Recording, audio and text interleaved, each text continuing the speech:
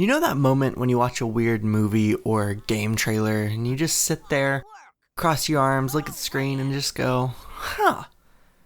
Yeah, well that's what happened to me after the Bugsnax trailer. And up until this review, I had no idea what Bugsnax actually was.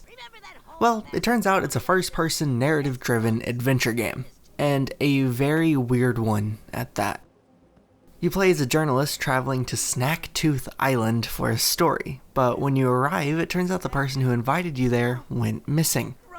Unluckily enough, they were also the leader of the town, so your goal, of course, is to find them. And to do that, you need to interview the local townsfolk, or grumpuses. But first, you also have to find them and convince them to come back into town. Well, how do you convince them? You feed them Bugsnax, of course. What's a Bugsnax, you might ask? Well, a Bugsnax is a mostly little, sometimes a huge food creature. And that's the only way I can think to describe it. Bugsnax are obviously meant to be the stars of the show. It's the name of the game, and the whole gameplay revolves around catching them.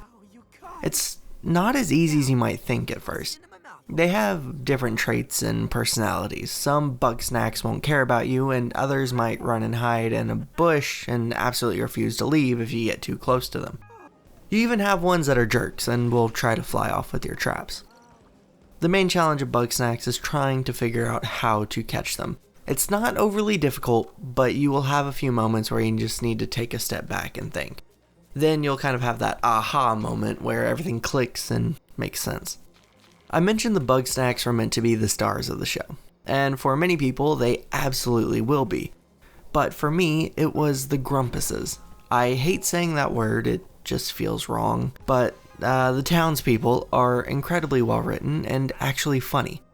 While the game does have a mysterious investigation at the center of the story, the whole experience doesn't take itself seriously.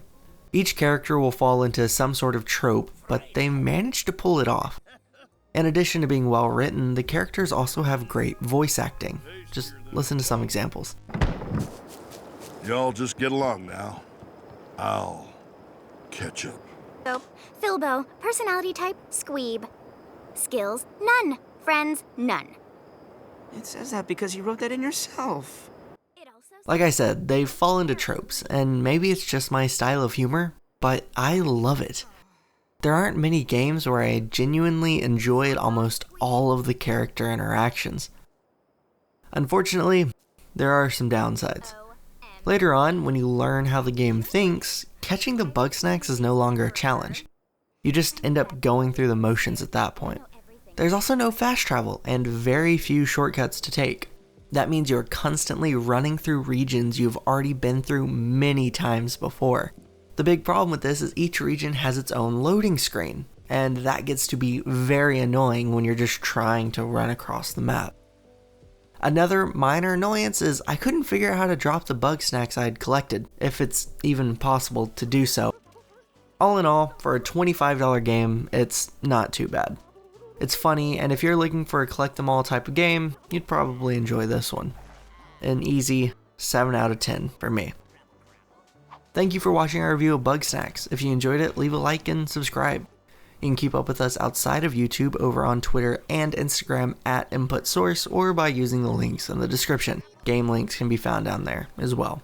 Once again, thank you for watching, and we will see you in the next video.